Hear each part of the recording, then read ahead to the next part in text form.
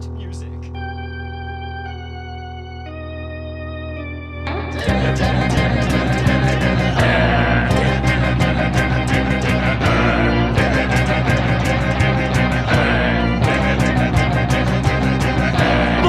He's not a bat, he's a man who fights crime. And we're gonna watch him fight for a minute at a time. With John and Niall and a guest who doesn't rhyme. It's Bat Minute!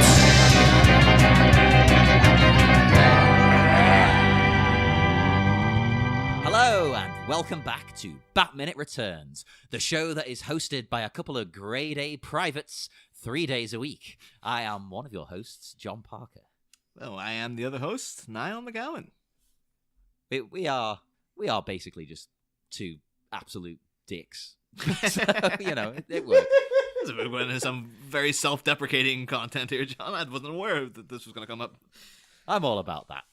But yes, we are joined once again. You can probably guess by who. It is the one, the only, Dave Pallas. It's no mystery, but I'm excited to be here. We are excited to have you back. This is minute 57 of Batman Returns, and the minute starts with Catwoman at that amazing window. I love it. This is the best thing ever. Oh, we didn't get to talk about this last minute because we were going so long, but it runs into this one, so who cares? Look at it. It's a great shot. And anyway, it ends with her belittling some male weapons. So I want to talk about how, and also I'll do a disclaimer, opinions and conjectures of the guests reflect not on the hosts of said podcast. And then you could censor me as well. So yeah, this shot shows up a lot on the Film School Rejects Twitter page of One Perfect Shot. Yes. And that's cool and all, but those, censor me how you want to, those mother... They need to get their asses straight. Because I swear to God, I've been sending them pictures from Mystery Men. I'm like, hey, what about this? I think this is a perfect shot, like of the bowler holding the ball and stuff, or like the egg salad sandwich in front of the team. Like I had to get, God bless him, Alex Thompson of Galaxy Quest Minute to do me up some photoshops of what it would look like if they posted it on their Twitter. I was like, I need to post this on my Twitter of what I like it to be on their Twitter, because let's get this movie have some mother perfect shots. Like they put the other day, they put Showgirls up, and I had a goddamn conniption. I'm like, oh, so we're talking Showgirls. Yeah, so quality is clearly not an important factor in this.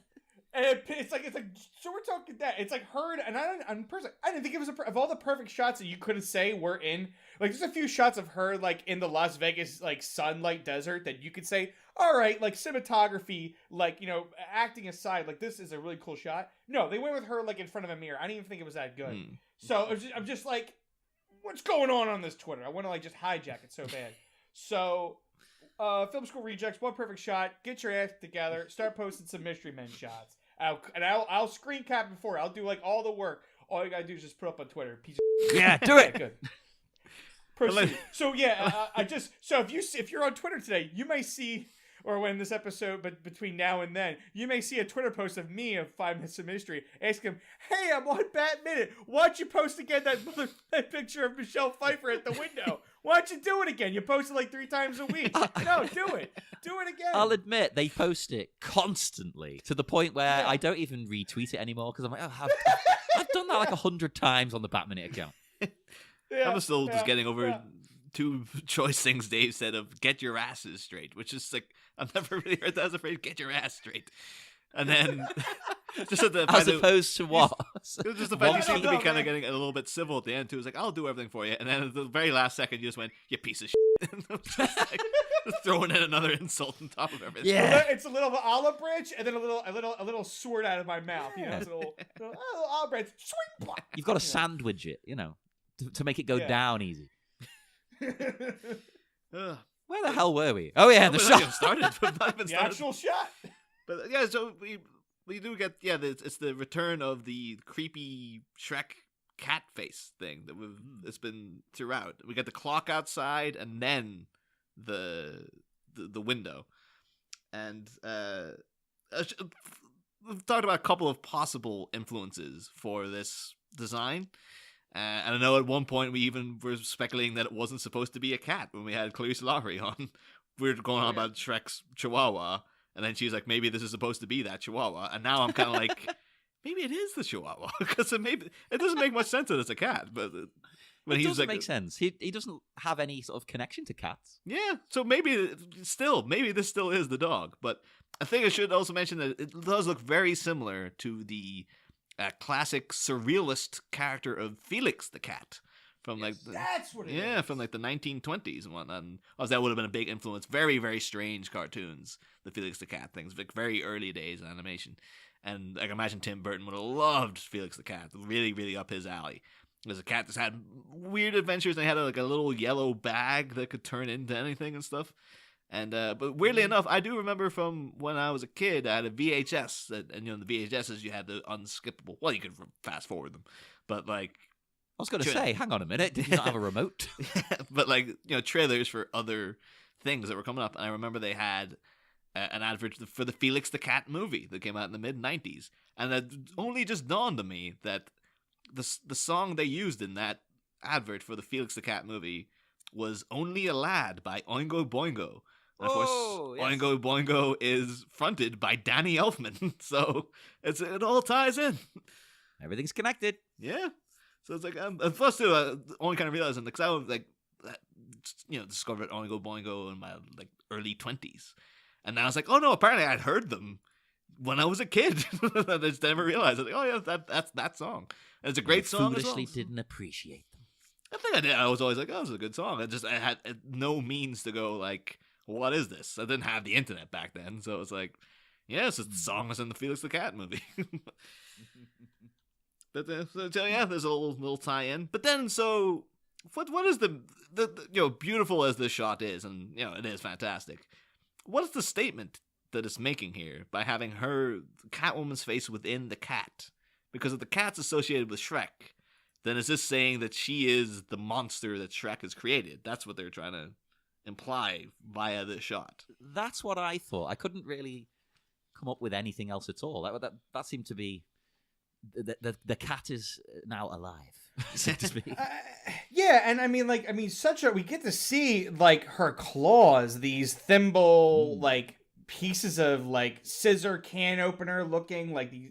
Maybe they're like hair pins or something. Just it really does add a Frankenstein look to it, of a patchwork. Everything's And is Michelle Pfeiffer? Is she wearing powdered makeup? She does look undead. Oh yeah, in this. She's definitely got some white powder. I don't remember.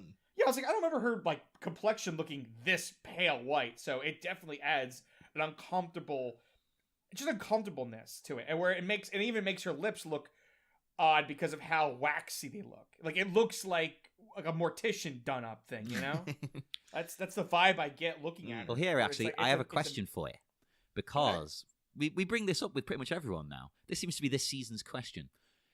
Do you think she died when she was pushed out the window? Because I do, and Niall doesn't. I like to. I think it's creepier to think that she is, and she's working now. Her body is now working on a cat's lifespan now of the 9 lives, and because it gives more credence to the fact that she was resurrected by cats. Yeah, like and it adds to that, like cats are always considered closer to a paranormal level, where it's like the cats can. It's always rumored like, what if cats can see ghosts or entities that we can't? Everyone jokes about it on Facebook, but it's like, and the cats relating to Egyptian gods and resurrection of they're entombed, and the gods will come, the pharaohs will come back, the gods will let them live eternal. Yeah, so that's what I'm thinking maybe was the thoughts when they were starting to write out, like, how are we doing Catwoman? We're not doing it like a comic. She's not just a cat burglar. We're playing with this. Somebody could have said, hey, I was reading about, there's this undead character called, Solomon Grundy, and it's this like weird thing. And what if we take a dab of that and add it to this Catwoman character? Yeah. So again, we speculated that it kind of did that with the Penguin, where it's like, Yeah, we don't want him to just be like, oh yeah, he's just a rich, snooty guy who looks a bit like a penguin. It's like, well, I was reading the thing of like the origins of Killer Croc. This is pretty good. Should we do this for the penguin? And they're like, yeah, go ahead. Yeah, grew up in a circus. Yep, great, that's fine. So yeah, maybe it is just like Dan Waters was just like, yeah, I'll just whatever. It's like, oh, Catwoman can control plants now. Like, no, dial it back there, Dan. He has a theme. It's like a weird theme of just like what came back. Like that's like a theme almost. You know, like there's probably a better phrasing for it, but it's kind of like the thing you thought was dead. It came back, but it didn't come back. Right. It's like the cat came back. That old song. It's like the cat. Yeah. Yeah. Oh yeah. Yeah. I mean, that is literally what I think what my brain's telling me right now is that Michelle Pfeiffer is the cat that came back, but it's not all right. It's not a 1-to-1 comeback. Something's come back and it's like she's like the cat in Pet Sematary. And there's just like a deleted scene of like Fred Gwynn talking to Max Shreck, like, oh, you don't want to throw her out that window. Oh, no, the ground beneath that window went sour. It's like, no, it's fine, Fred. Get the hell out of my office. He's just letting Kyle show up. He's like, oh shit, Fred Gwynn was right. That's perfect. Yeah, I think that's exactly what we're dancing around. So Tell you what I hate in this shot, though. Well, not the shot, but in these few seconds. The claws scrape on the window. It goes right through me. I can't stand it. I hate it so much because I don't like knives and forks on plates, anything like that. Like at work, we've got these little metal dispensing tray things like triangles, and you have to pick pills up with tweezers, and the tweezers scrape on them, and it's like, ah!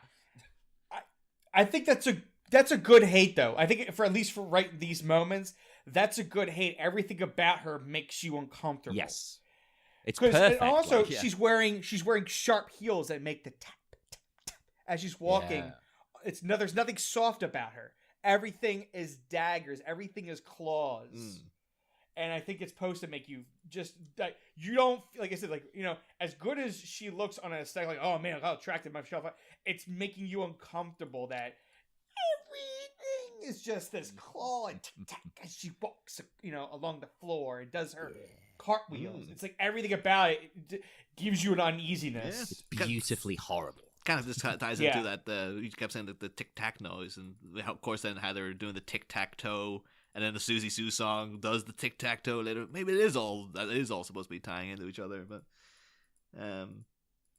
yeah, now it all makes sense though as to why every time me and John watch Jaws together, before Quint's introduced, he just leaps out of the room. It's like, oh, emergency toilet break every time. What the hell? Oh, that is the worst of all. / best of all, depending on which angle you're looking at it. I always just imagine the people of Amityville, like after he said that, they're just like, you didn't need to do that chalkboard trick. Get the hell out. But yeah, that's the thing though. Like, it's only in analyzing this 1 minute at a time that I realize that like this woman cannot stop somersaulting. Like every freaking time you see her, she's doing the handstands, the somersaults. It's almost as if like, is it just easier to do this than to walk in the catsuit? Well, what better combo is there in life than moving around in a fashion both gorgeous and ridiculous? Yeah, she doesn't just walk. She prances and she spins and that she does. Yeah, like her brain is not working on a human level. Is what I'm trying to, you know, get at is that her brain is now part cat. You know, it's it brings up an interesting thing though. You saying that because like cats don't move like this. My cat doesn't cartwheel around. I get what they're going for though. They want to make it. She's more slender and like sensual and slinky. To be fair, John, like you're out of the house like 7 hours a day too. You don't know what that cat's up to when you're not there. True. Who knows what's happening when I'm at work? I'm gonna put a camera on. Think about this. Why? When next time you see your cat do something, you go, why did the cat go up on the shelf and knock the thing down? Why did the cat do that? Because it wanted to. Yeah. You know, because it could. It's the same thing. Why is she doing something? Because she wants to. Because it is. Yeah. Why not? Maybe when she was young, maybe she very much enjoyed doing these kind of activities. She trained at it, maybe. And discouraged by her mother, oh, there's no career in that. And now she's like, I can do what I want. It's like so she's resurrected and the inner soul is now out. It's like The Mask, you know? Yeah. I also like to thank John for instantly sparking the song Breakfast in America in my mind now, because I've just instantly gone into when I was young, I used to think that. Oh, I can't even sing the damn thing now. That was incredible. Please carry on. I love the way as well she jumps and perfectly lands in those heels. Good God. Be careful, woman. Mm. That scared me. Yeah, that is proper. If anything needs to prove this woman's insane dexterity now. It's like, yep, she can leap off a trampoline and land on heels that are what, like 3-5 inches. You know, that's like I've in the past I've had high heels on for various things, dressing up for Halloween and whatnot. I know how insanely difficult they are to maneuver around. So. I guess, fair play. That's why my trick is you just make sure you've got a thick heel, and it doesn't matter. But this ain't a thick heel. Yeah. Just wonder why she's making it so difficult. Why have the heels at all? just I guess maybe it makes her foot more kind of cat-like, maybe, or. I think that's the thing. It makes more cat-like. It adds to the sexual element. No, that's true. And the way she's using sexuality as almost like a weapon and turning it back on people. I mean, I would have maybe made it so the heel was like a blade, like another claw, like on a back foot. Because cats kill things with their back feet. My cat will grab stuff with a front paws and then kick the living crap out of it with the back feet. It's like, ah! Another thing I find kind of odd in trying to make her a cat is like, why exactly has she got a whip? Because it's not really that cat-like. Is it just like it's kind of like a tail? Yeah, But cats don't hit things with their tail. Well, I mean, it's cool. Don't get me wrong. I love the whip. Yeah, well, I mean, the tail or the whip. Sorry. I think it's been around with Catwoman for a good long while. But it's like I think they've emphasized it in this because again of the sexual nature of having a whip and stuff. Yeah, and I think they talked about it in the costume design and stuff. There was talk of this being the tail, like they were almost as if they were literally going to have it coming out of her ass or something at one point. They were going to emphasize it as being the tail a lot more, and then I guess they kind of like, nah, it's a bit stupid. And no, I think it comes across well enough in this. Like I get it. It's the tail, I guess. Yeah, cool. Yeah. I wouldn't want it to be more tail-like. You see, actually, we mentioned it when Catwoman made her costumed debut. But again, you actually see it now properly in action. I never realized when I was a kid that the whip was wrapped around her the whole time. So then when you seen her attack that guy in the alleyway earlier, she had the whip on her at that point. And it's only like I think I was just sort of glazed over it when I watched it normally. It's like, oh yeah, she's had the whip around her this whole time. This is her unfurling it. And, of course, later on, you get to see her refurl it around her in a very sort of swish way and stuff. Yeah, because this, you know why? It's because the whip has a leather stitching on it, and it camouflages right in with her costume stitching. Yeah. And it's, I think, we only notice it in that big close-up of, like, I am Catwoman, hear me roar. Because as it's around her neck, it actually looks a bit like one of the things on, like, the Geiger alien or something for a second. But yeah, it's so seamless. You'd think again there would have been a thing much like the claws that would have emphasized more that look at this cool, clever little thing we did. But it's only now analyzing the film in this level of detail that I personally have been like, oh yeah, that was a thing I never picked up on. So I like the whip mannequin thing because I think like maybe this is one of the few times where maybe they were like, well, we can't show her killing a guy with the whip. That's just brutal. There's no way she could. But we can imply that she could take someone's head off. We'll just do mannequins. It's kind of like how in the movies they'll have robots or androids and like everyone's shooting each other. It's like they're capable of killing a person. Yeah. But if we showed that, this movie would go hard fast. That's a good point. I hadn't thought about that. We'll show mannequins and say she's very capable of being violent. So like watch yourself. Don't underestimate her. She easily could take out your head. But I love that because I hadn't thought about it. It's multifaceted. I think this is why this scene's fascinating to me because now you've said that, I agree. That's definitely part of it. Also, on the surface, this is her destroying Shreck property. Yeah, right. Definitely. But dig a little deeper again, and look at the mannequins because they're women. They're clearly representations of woman. Yeah. Of the average woman. the kind of woman that Selena used to be, and now she never wants to be again. She almost looks down on them. She's like destroying her past and the concept of the female as the lesser. And I think that's really cool, because you could just go, oh yeah, she's destroying Shreck. She's destroying Shreck stuff. That's fun. But there's like multiple levels to this. Yeah, I've destroyed Shreck stuff. You know, I'll go and I'll burn Shreck posters, and I'll burn Shreck DVDs, and I'll try to eliminate. And the whole time I'll be like, no, All Stars, my song. It's my song. I support that. Yeah. So yeah, I'm with her on this one. Do you think that the rumored Shreck reboot is going to have a reboot of the song? God, I already tweeted Smash Mouth. We need to stop this. We need to stop this. The powers of Smash Mouth are needed once more. Yeah, they can't do it. They can't steal it again. I would have loved those Smash Mouth had got back to you, and they're like, "This guy's right." Start a petition. It's like, you guys were there for the music video. You were with the Mystery Men. How'd you turn your backs on them? How dare you? How dare? To be fair to them, though, their response would be like, "We are just this one song.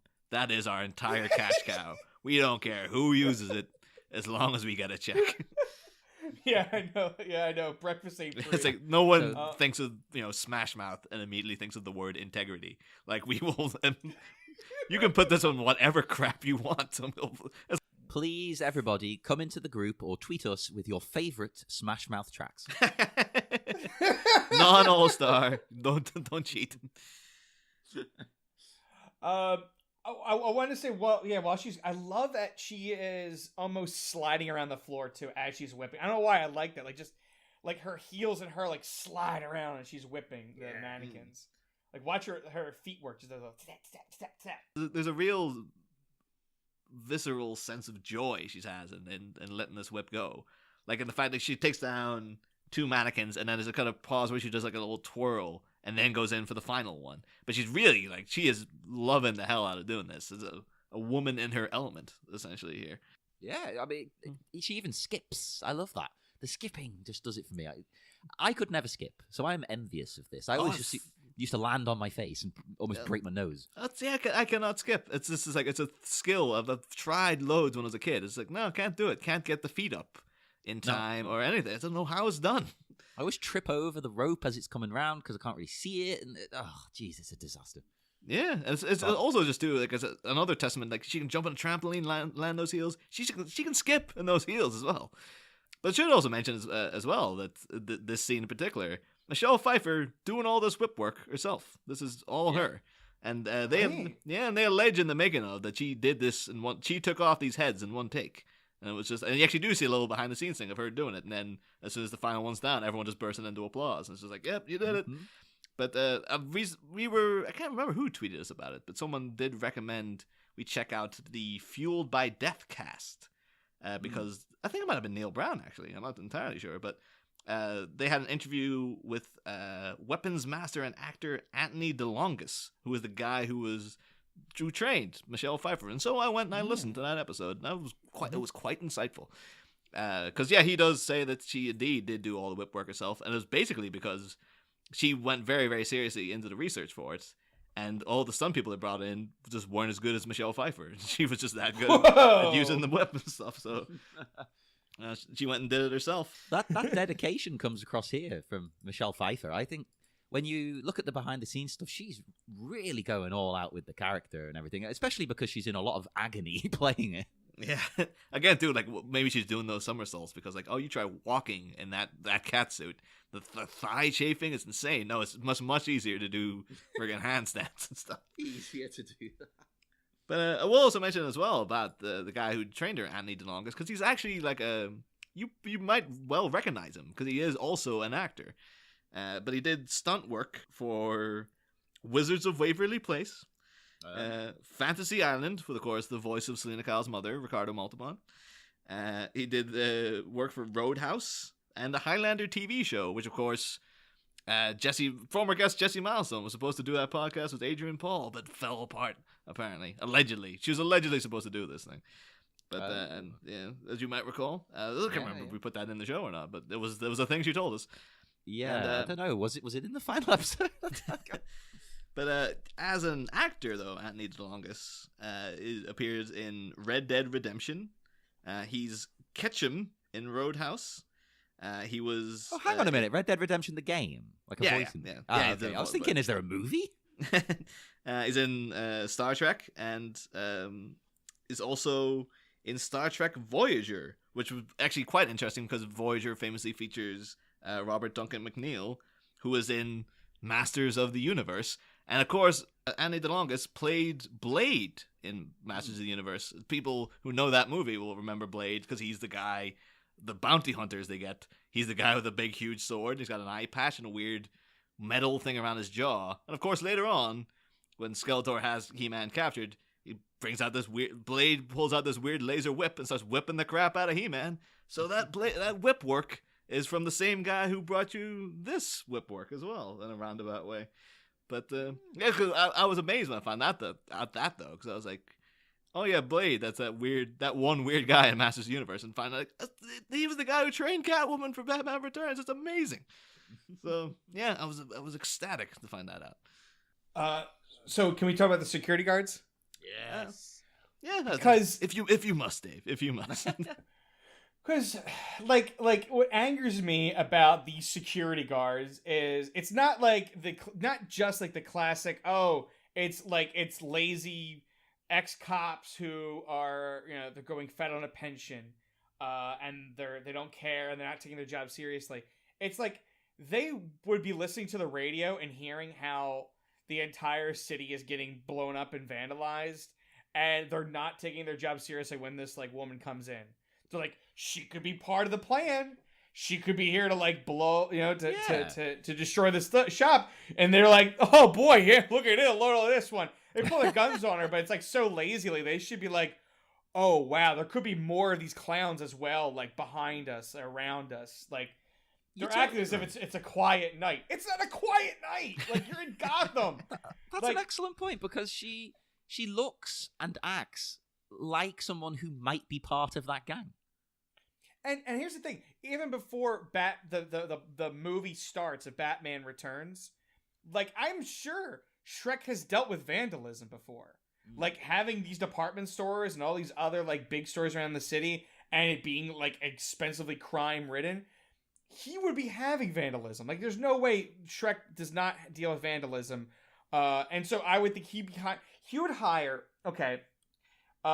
Pretty much it seems to happen in the Batman universe, but security guards in Gotham should be Blackwater level mercenaries. They have shoot to kill on sight, and they have, constantly walkie-talkies in their earpiece. They would be on Secret Service level of detail, but no, they're all Maytag men failures, that's what they look like. My only explanation for that is, again, everyone's corrupt. Someone's paid off the guys who does the hiring. They hire the worst people they possibly can, underfund them, etc. I guess if you're a big mercenary guy, you realize there's more money into making it in the crime than in the crime prevention. Yeah. It could be that that's why crime is so rampant in Gotham as well. It's you just can't get good security. Everyone's too lazy to do it. You've seen the police commissioner is lazy enough to get Batman to do everything for him. Couldn't even arrest a guy who was knocked out in the friggin' street earlier in the movie. And I was like, oh, you think you're going to get good security guards in this place? That's the one thing I don't like about the early Batman movies, is they make the commissioner doofus. That's the one good thing about the Nolan movies. They give Gary Oldman this time to shine as the one good cop in the entire city. That's the one thing I do have to give the Nolan films. Please disagree. No. I was just, because it was such a good segue into a little tidbit I had, is that because there's two security guys, and we see them in this week and the beginning of the minute next week. So I guess we could do one now and then one next week. But the thinner of the two security guards is played by a guy called Frank D. Ellis, which is very odd spelling. It's a capital D, lowercase I, capital E, capital L, lowercase s, and lowercase I. So DLC? I'm not too sure how you're supposed to pronounce that. Maybe they just messed him up on his IMDb and has a permanent error. But he featured in such movies as One Good Cop with with Michael Keaton, of course, and also Pacific Heights with Michael Keaton. So maybe they're buddies. Best buds. You heard it here first. Best friends. Yeah. That's even Michael Keaton doesn't know how to say his last name. Like, oh yeah, he's got like weird capital letters. It's all over the place. I don't know what the hell's going on with that guy. But that jerk. But he's also in When a Stranger Calls, starring Carol Kane, who we've mentioned several times this season already. And he plays the character of Jimmy Parker in Driving Me Crazy, which so he plays John, our host, or one of our co-hosts, John Parker's brother, Jimmy Parker. Although John doesn't really doesn't really like to talk about Jimmy. He's the black sheep of the family, as I recall. He is. He's been kicked out. I haven't seen him in years.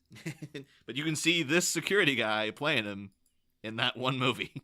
Well, now I know what happened to him. It's not the Driving Me Crazy with Melissa Joan Hart. Although that's Drive Me Crazy, is it? So, yeah. Unrelated. Yes. Can I watch that as well? Yeah, if you want to. I'm sure it's probably moderately better, but I've seen that movie and it ain't that hot either, so. Best thing to come from that was the spin-off single by Britney Spears, which was titanic in comparison to the movie in terms of like how big it was. But yeah. These guys are very much though like this is 1960s Batman material of like the two goofy security guards who were just like, hey, what's going on here? I don't know whether to open fire or fall in love. This is a small detail. I think the bigger cop on the left side, he is actually a right-hander that's playing a left hand because of the cinematography. And the reason I say that is I want to use the guy on the other side, our thinner security guard. He's a right hand, and the reason I'm using his example is that his walkie-talkie is on his back left side, so he could hold a gun and a walkie-talkie at the same side. But bigger cop also has his walkie-talkie on the left side, meaning that he couldn't reach with his right hand to grab it. Ah, okay. So you're thinking that when they've sort of switched this round, they've just kind of not thought about that. Yeah. And it's one of those things where I'm just like, his belt is built for a right hand. And what I think, and you have to call it, you gotta get Doug, because Doug's he's a real copper, if you know what I mean. Yeah, but he'll know. He probably knows like where you want to position I'm gonna actually ask him on a personal level that where you want to position like your items on your belt for like your right and left hand, where it's like, oh, I don't need to pull my gun on a guy, but when I gotta pull this, and where are you gonna put my cuffs, and where are you gonna put your your truncheon if the guy comes at you, and where are you gonna put your item. I'm very curious about that. It's much easier in England because you just have a stick. You have a stick, and then you time to beat the guy. Yeah, basically that's all our police are. I was kind of readjusting to that because I grew up in growing up in Ireland on the border, in a border town between the north and the south. So the police I saw were always just walking the street with like machine guns and stuff. So I was just like, yep, that's how the police work. And then like years later, finally like, oh no, that was a very unusual situation that you wouldn't just have patrolmen just wander around with machine guns all the time. No, absolutely not. I mean, I am used to it in a way because of course I've lived abroad. I used to live in Pakistan, and people just walk around with guns there quite a lot. That's pretty normal, A shop will have a guard just out the front with a shotgun, just casually guarding the jewelry or whatever. But I think we would be remiss if we didn't mention the fact that one of the major things people note with this version of Catwoman is that she's not a cat burglar, as the character classically is. And this scene is kind of like the closest we get to her being a cat burglar. I think this is Tim Burton teasing you with it. Yeah, because there's this bit of her, like, she's breaking open the jewelry case and stuff. And I guess you could be like, I guess she's going to take the jewelry. But I think she's just wrecking it, just for the sake of wrecking it. Yeah, because she doesn't have a satchel or anything on her. Like, it's like, where's she going to carry? There ain't no room for pockets on her outfit, so... You see her like doing all the backflips out to Batman and Penguin in the next scene, and she got like a little tiara on and like loads of rings and stuff around her. It's like, oh, yeah, got nowhere to put it, At the same time, she could just run to the sports goods store section of the store, get a backpack, then fill said backpack with Joel. So I mean, like that's also she could be just like, well, I could just get a backpack, and then I can wear that. But this is actually very telling as well, though, in the fact that like she could totally do that, but she doesn't. She, not to spoil what happens next week, but she blows up the store, and much like a Batman villain who will come years later, like it's not about money, it's about sending a message. So this is all about just wrecking Shreck's stuff. She doesn't want the money. She doesn't need the money, apparently. Although it is weird that she wrecks this jewelry case and then blows up the entire place. Because, like, well, it was going to get wrecked anyway. But I guess if you had the opportunity to just break some stuff, you might want to be like, yeah, breaking stuff can be fun sometimes. I agree. It doesn't make much sense literally. But I think, yet again, that to me, that is sort of showing us the way she's... Program. How do I word it? The way she's getting rid of her previous self, of the stereotypical woman, what people think of as female, and she's changing it because what do women like? Women like jewelry. So bam, she's getting rid of that. Destroy it. I got home from work yesterday. I wanted to actually watch the whole damn movie, and I didn't. I fell asleep because I was like, I want to wake up early so we can actually, record and get these minutes out, and I don't feel groggy. Is there an actual scene later where like Shreck and Penguin actually argue about like him saying like my building got blown up? Did you do that? No, I don't. Because there could have been a thing where it's like, hey, I told your guys like only blow up this part of the city and not mine, and it's like I didn't send my guys that way, and him be like, oh, there's a third party here, something like that. Something to think about. That would be the easy way to sort of hook them all up. I think. They go and investigate who it was. They sort of let it slide because they're interested in maybe working with her. It would have been just intriguing as well, though, if that had been... You could have restructured the scenes, I guess, maybe, where you had, like, this happen, and then have the meeting with Bruce Wayne where Selina walks in. Because then Shreck might be like, the freaking Red Triangle, like, they blew up my store. And then when he sees Selina Kyle, he's like, wait a minute. Was it her? Like, then there would be... But the fact he already knows that Selina's alive. So, and then, it actually is kind of like, in the night of rioting, another place just gets blown up. I guess it could be like, maybe Catwoman's just like, I can't wait for Max Shreck to be so angry about me blowing up his store, and then finding out, what do you mean there was another riot? Oh, crap. That's... like there's actually a couple ways in my mind, like a couple easy tropes you could have thrown in to kind of add that. You could add like the classic security camera footage of like, this was seen leaving the store, or it's Shreck looking at it, or it's them listening to him and Penguin listening to the radio of the shops getting called out, what's getting blown up, and then like Shreck's department store gets thrown in there, and he kind of gives a sharp eye to Penguin, like, "Hey, we didn't talk, we didn't say that was to be on the plate," and then Penguin like gives him a look back, like, I didn't do it, that kind of thing. It could be like in the Simpsons, George Bush putting up that the two bad neighbors sign. Yeah. And Selina's put up this banner with like a really crude painting of Max Shreck, like one bad boss, and he's outside like, what were they trying to say with this? Like, who would say something so cruel about me? Penguin, do you know anything about this? So yeah, I think to add that, like they're concerned that there's a third party unrelated to Batman or the police that are also causing trouble. So they put something that would gets Shreck on the alert a little bit earlier in the film. Yeah, I would like that. I was it actually is now. That is a really interesting point that we never see Shreck react to this. He never has a moment of like, oh Christ, Selina Kyle's coming for me. It doesn't seem to really faze him at all. It is a very weird thing that they didn't have any kind of reaction scene to this in the film. I like these guys' reaction though. They're being typical men. Like, oh, who is she? What is she? I don't know whether to open fire or fall in love. It's like, ugh. It is very on the nose. It's really on the nose. Like, we get it, guys. She's an attractive woman, but she's deadly. It's like, but I guess you have to allow the Tim Burton universe of like, there's just weird things that are shown and said. Yes. And you're just like, that's just what Tim Burton wants. Like, I don't get it, but it works at the end of the day. If someone else did that, I would probably criticize it, but it works for Tim Burton. Yeah. Plus, let's not forget in the current lingo, this is locker room talk. They're not bad people. This is locker room talk. Oh, that's fine then. That's fine. Yeah. But I like her comeback though. You poor guys, always confusing your pistols with your privates. and also I get like a little scared because like I'm just like, is she gonna whip the guns and something else? Yikes! That would have been great, all in one motion, just and they collapse. They put like a whip version of RoboCop, basically. Yes. I heard she can like whip guns in half with her whip. Oh, that'd be amazing. That's making me realize what a redundant word.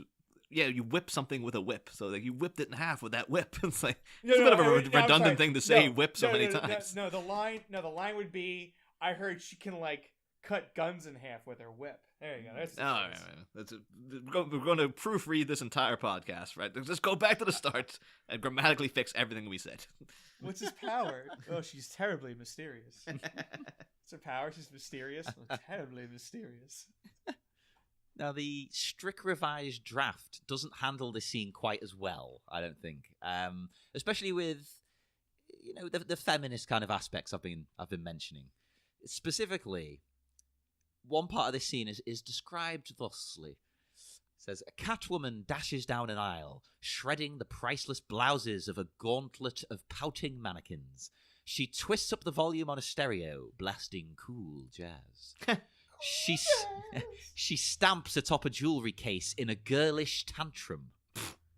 Now, my interpretation, my interpretation of her destroying the jewelry to destroy, the things imposed on women. Okay, I like that, even if I did come up with it myself.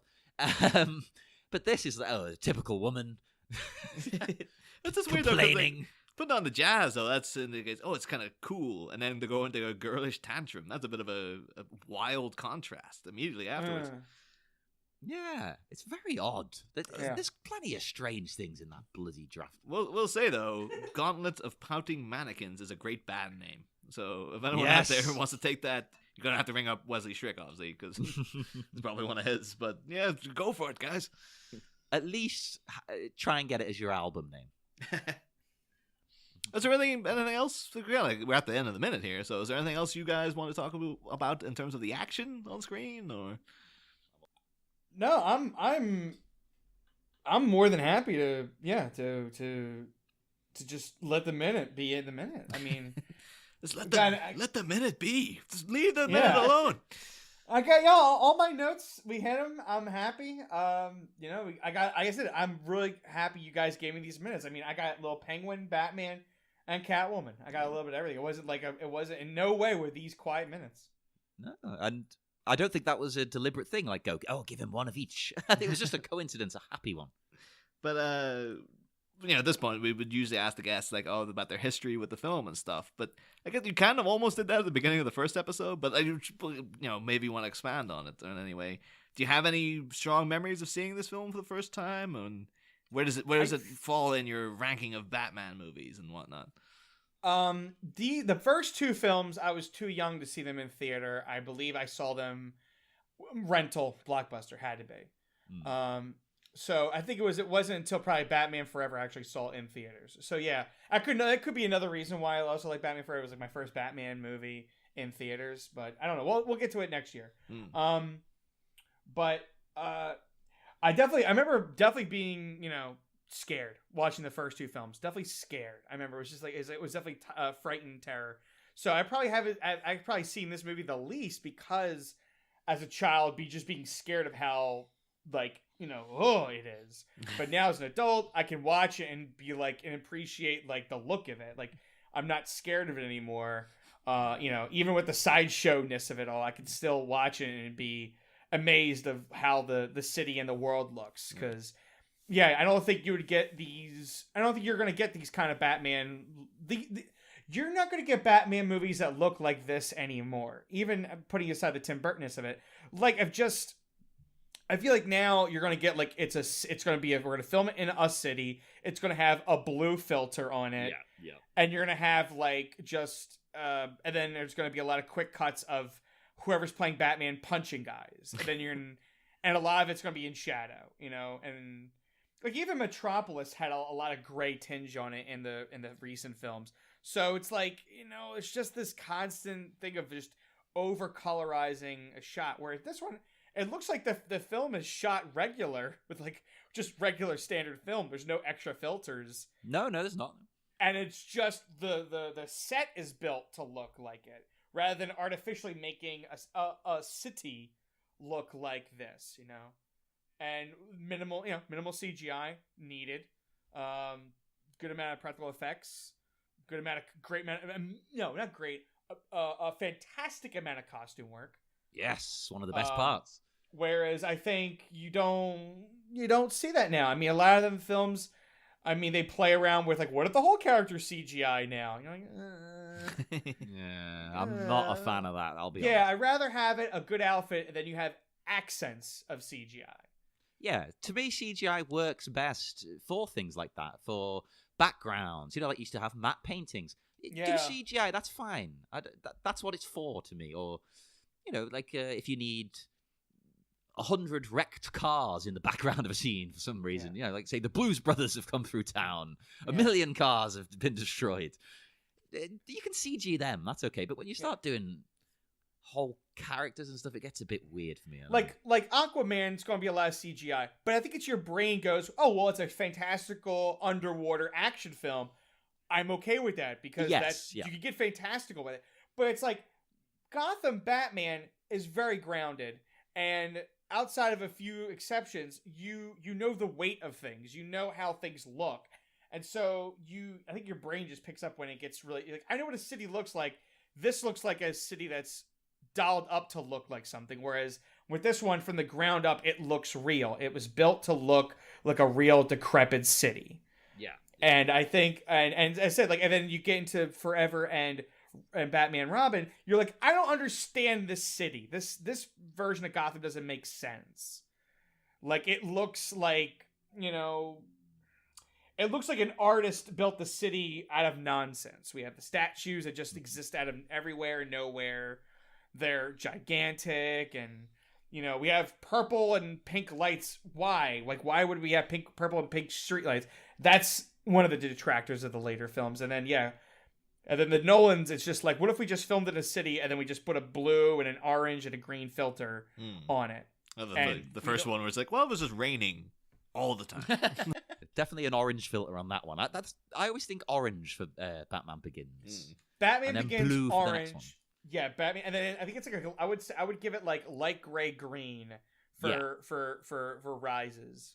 Yeah, I always thought they did a deliberate color coding with that, but I think it was supposed to be like brown, orange for the first one, blue for the second one, and then white for the last one. It's all white works because we said gray. Yeah, like I mean, but yeah, I that's actually one of my thoughts about Rise. I feel like the color is even more washed out of that film. Like I can't really pick out any color in that film. Everything is just a series of black and gray and just silver. It's quite a bizarre situation where we're saying that Tim Burton is the one bringing the color rather than the dark. But it's true. He got his art department from the ground up to build something, and he didn't look, and then he didn't go, oh, we'll do something about this in post. I don't get that feeling from Tim Burton.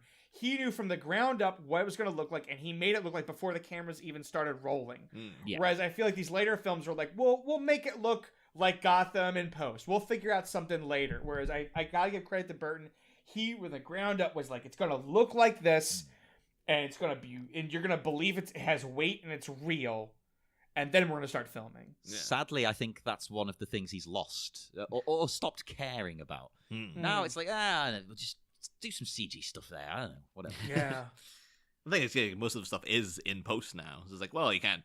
This Alice in Wonderland thing was like, well, Wonderland's not on a stage, but then we'll add it in later. It'll be fine. I'll work on it in a bit before I go to bed tonight. That'll be great. Yeah, none of those. I watched those trailers, and I'm like, I don't want to watch it movie because nothing looks like it has weight to it. Everything looks like it's just floating and spinning. All I see when I see those trailers, it looks like it's women in Victorian era dresses spinning in front of a green screen. That's all it looks like to me. It looks like that is the movie. Yeah. And that's what it is. I'm like, that's it. That trailer did its job. It told me what the movie is, and I go, okay, good, see ya. Like, no, thank you.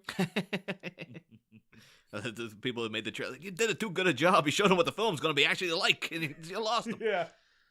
Yeah. But anyway, I'm happy to wrap up this episode if you guys are. I'm happy. This is a great week. I'm really glad you guys had me on. Oh, no problem. Well, thank you. Thank you for joining us. Would you like to tell the listeners where they can find you one last time? Yes. If you loved how Gotham looks, come on over. I think you're also going to like how Champion City looks over at 5 Minutes of Mystery. We cover the 1999 superhero comedy ensemble hit, Mystery Men. Hey, I love that movie. It is so good. I discovered it very randomly, again, in Pakistan, just buying some random VHS tapes because I was new there and I was bored. I didn't know anyone. So I was like, I'm just going to buy a pile of tapes. I think that was one. Alien Resurrection was sadly one. The Thin Red Line was one that I fell asleep 3 times trying to watch it. Thank you. I did too, and I felt bad about it because, like, I remember I was on a war kick and I was watching World War II and Vietnam movies, and I remember being like, halfway through Thin Red Line, being like, I think I fell asleep at some point, and I didn't care to pick it back up. I think it's probably amazing, but I don't know to this day. I think it might be. At that point, though, because that was during Terrence Malick's, like, I take a decade off between movies kind of thing. And now he's made a bunch, like, in the past couple of years, and they've all been boring as and people started to come around and be like, we used to think he was, like, a real genius because he made these 2 great movies in the 70s, and then he took so long to make other things that we thought they must all be good. Here's my hot take. Thin Red Line was all the actors that didn't make it into Saving Private Ryan, but wanted to get on the next thing. Yeah, probably. Because there's a lot of I remember George Clooney, but he's only like 1 minute of the film. Like, there's a lot of actors, a lot of A-list actors in this film, but they're not in the film long. Like, they're not Tom Hanks long. So it's like an Expendables cameo appearance for them. Oh, that'd be great though. If, like, Danny DeVito showed up, but he was playing his character from Mars Attacks. Like, he just shows up in that with the cameo in that. Like, hey, you're George Clooney, ain't you? Amazing. Oh, well, everyone go and watch The Thin Red Line, and then maybe Mystery Men or something, I don't know. So go watch that, and join us again next week. We'll be back on Monday with a new guest and a new minute. It will be I don't know. How about we do minute 58? What do you say? It's most unorthodox, John, but I'll allow it. Next time, Bats da Bomb, this more tearing through teams of big top street toughs as our terrifying Templar struts his stuff. But can a clockwork concoction help our grim but grinning gallant make a gulping goon go kaboom? For the next explosive episode, come back Monday. Same Bat Pod, different Bat Minute.